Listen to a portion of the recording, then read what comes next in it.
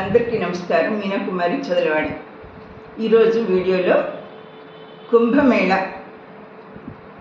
అనే విషయం గురించి చెప్తూ ఒక కథ కూడా చెప్తాను.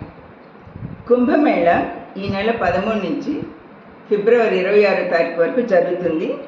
అది త్రివేణి సంగమమైన ప్రయాగ్రాజ్ అనేటువంటి చోట ఉత్తరప్రదేశ్లో జరుగుతుందన్నమాట.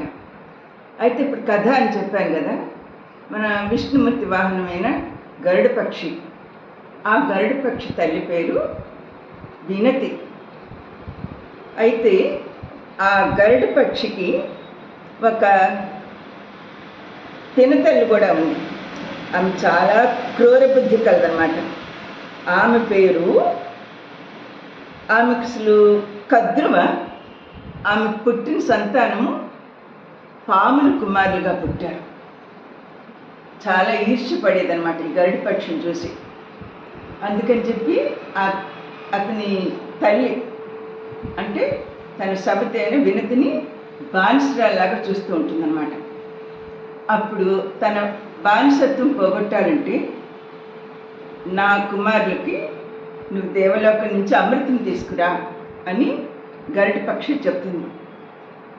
సరే తల్లి కోసం అని చెప్పి ఒప్పుకుని గబగబా దేవలోకానికి వెళ్ళి ఆ దేవలోక రక్షకులందరితో పోరాడి ఆ అమృత భాండాన్ని చేతి పట్టుకుంటాడు. వెంటనే ఎదురుగా దేవేంద్రుడు వస్తారు. నీ సంగతి అంతా నాకు తెలుసు, నీ తల్లి పడే కష్టాలన్నీ నాకు తెలుసు, కానీ నువ్వు చేస్తున్న పని మాత్రం నాకు నచ్చలేదు. విషాన్ని చెందే ఆ పాములకు అమృతం తీసుకెళ్ళి ఇవ్వడం ఏంటి అని చెప్పి ఆయన ఒక తప్పు పట్టుకుని ఒక ఉపాయం కూడా చెప్పారు.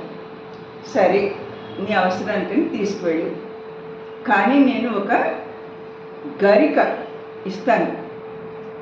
అది మనం ఈ గ్రహణ సమయంలో వేస్తాం కదా, తీసుకెళ్ళి ఆ దర్భలు నీ తల్లికి వెంటనే ఇదిగో అమృత భాండ అని చెప్పి చూపించి నీ పినతల్లి నుంచి ఆమె బానిసత్వాన్ని తీసుకుని పక్కన పెట్టుకొని పక్కన ఈ అమృత భాండ పాముల ముందు పెట్టు. ఈ అమృత భాండ దరిదాపులంతా ఈ దర్భలు పరిచించు. అప్పుడు వెంటనే నీ తల్లి నీ వైపుకి వచ్చేస్తుంది. ఈ అమృత భాండ ఎక్కడైతే ఉందో చుట్టుపక్కల ఈ దర్భలు పరిచినందువల్ల పాము ఒక్కటి కూడా వచ్చి ఈ అమృత భాండాన్ని టచ్ చేయవు, ముట్టుకోలేవన్నమాట. అందుకని వెంటనే నువ్వేం చేస్తావు, నీ వీపు మీద ఈ అమ్మని అమృత భాండాన్ని తీసుకుని దేవలోకానికి వచ్చేసేయి.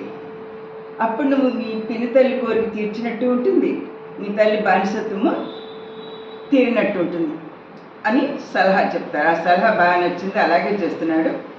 ఇంటికి వచ్చి ఆ తల్లిని తీసుకున్నాడు, తిరిగి అమృత భాండాన్ని కూడా తీసుకున్నాడు. కింద ఈ భూలోకంలో వాడు గోలగోలు పెడుతున్నారు, అవన్నీ పట్టించుకోలేదు. ఈ పైన హడావిడిగా వెళ్ళేటప్పుడు 4 పుణ్య తీర్థాలు అనేటువంటి ఈ నదులలో 4 చుక్కలు చొప్పున చింది పడింది. ఆ చింది పడిన నదులు కుంభమేళాలు చేస్తారన్నమాట. ఎందుకని అది ఒక తీర్థస్థలంగా ప్రకటితమైంది అని మన చరిత్ర చెప్తుంది. అందుకని 12 సంవత్సరాలకు ఒకసారి ఎలాంటి పైనుంచి పడినటువంటి అమృత ధారల్లోంచి పడిన స్నానం చేసినట్టయితే అందరూ దీర్ఘాయుష్మంతులు అవుతారని, ఆయుర ఆరోగ్యాలతో సుఖ సంపదలతో ఉంటారని దేవతలే వరమిచ్చారు. నా వీడియో మీకు నచ్చినట్టయితే లైక్, షేర్, సబ్స్క్రైబ్. మీనా కుమారి చదలవాడ.